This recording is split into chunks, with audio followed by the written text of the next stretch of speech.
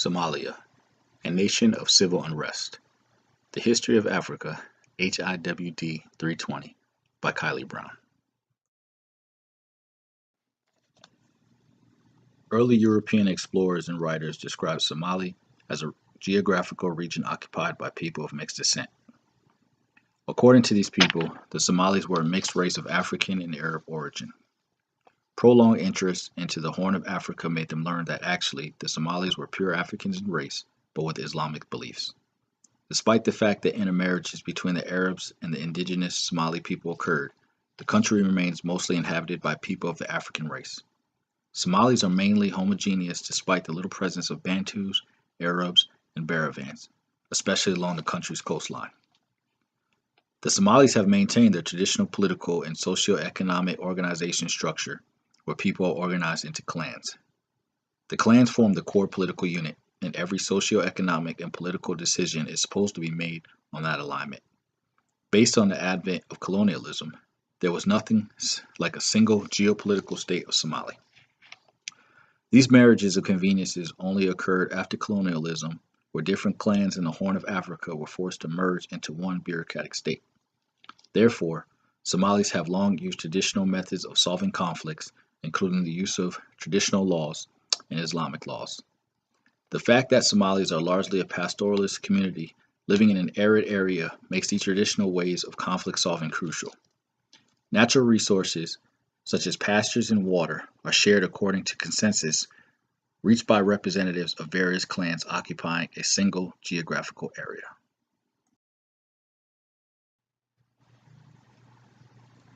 Somalia was colonized by several European powers and Ethiopia. These colonial powers divided Somalia into 5 regions, 2 colonized by the British, while the remaining 3 were shared among France, Ethiopia, and Italy. Due to these partitions, the Somali people resisted the colonial forces differently.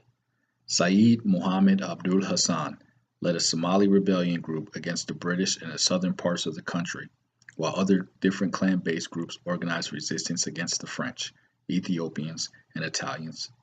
From this point, the Somali people had started to see the colonial world in different perspectives, considering they were dealing with different European powers with different military abilities at the same time.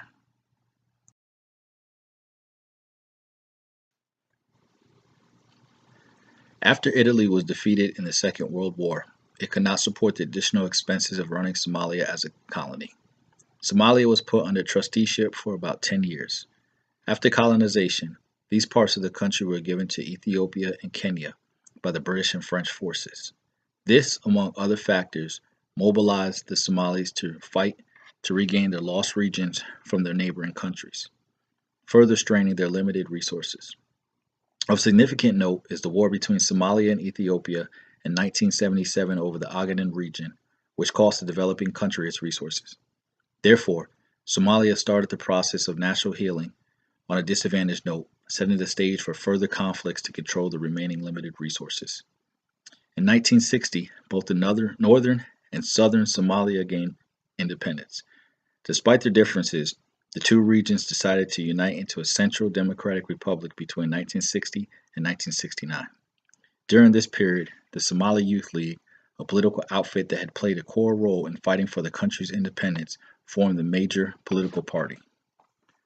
Other numerous political parties represented the diversity and interests of the many clans in the region.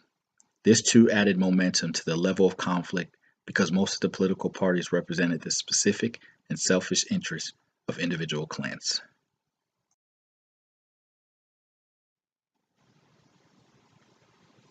Somalia is largely a desert country. Before urbanization, water and pasture were considered scarce and important natural resources in this region. The most powerful clans identified and guarded most of these natural resources. Clanism has since haunted credible leadership in Somalia, whereby civilian leaders employ nepotism in the distribution of employment opportunities and education. Somalia has 2 neighbors, Kenya and Ethiopia. For many years, these 2 nations have benefited from the unrest in the region. It is therefore in their interest that a unified Somalia Republic fails to materialize for their selfish gain. Ethiopia has had a significant presence in Somalia since the pre-colonial era due to their collaboration with the colonial superpowers.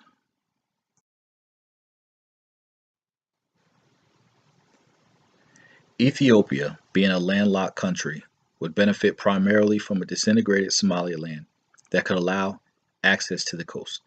Ethiopia's trade interaction with European and Asian trading partners has little to help with the situation. The Cairo and Arda conferences are good examples of how foreign meddling has played a part in prolonging the conflict.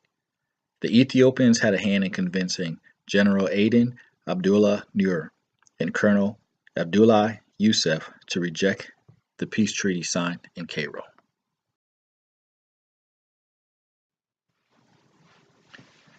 During the independence struggle, the USSR played a major role in supplying the Somali militia with weaponry to resist the British, Italian, and French forces.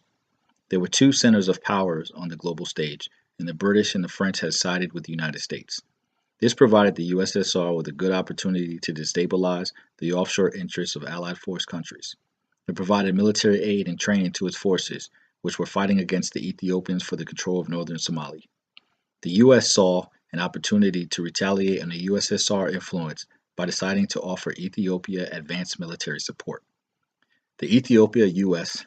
and Somali-USSR relationships during the Cold War were perfect examples of pawn states used in this conflict. The Somalis, who now had adequate military support from the U.S. and USSR, invaded Somali-occupied Ethiopian territories, triggering the 1977 war. The U.S. had vested interest in the conflict. It over-equipped the Somalis with weaponry, while forgetting that the people also needed food and shelter. Therefore, the Somalis concentrated on the war, leading to the abandonment of other economic viable activities. This led to further pressure on the limited resources. Somalia was later included in the Soviet Communist Plan, which was strengthened by Said Barre's coup that turned Somalia from a democratic state into a socialist state.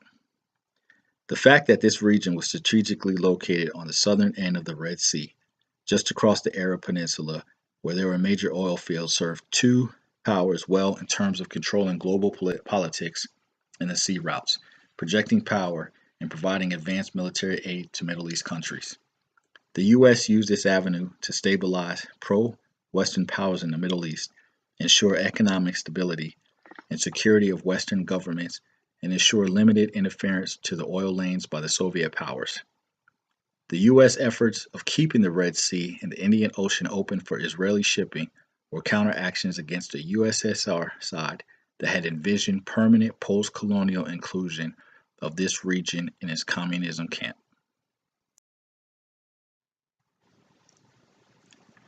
After the fall of the Soviet Union in 1991, global polarization reduced. The U.S. dropped any real interest in Somalia, allowing the locals to remain with the advanced arms and military knowledge. Several clans formed militia groups that fought other clans as well as the military regime of Said Barre. After the U.S. officially suspended its financial and military aid, major vulnerabilities in the government and the nation in general surfaced. A report after the war showed that most Somali households had more U.S. made weapons than food. In conclusion, by taking into consideration above explanations, it is clear that the rivalries between the European powers played a major role in the Somali unrest for years. The European forces were able to manipulate neighboring African governments such as Kenya and Ethiopia to contribute to the region's unrest.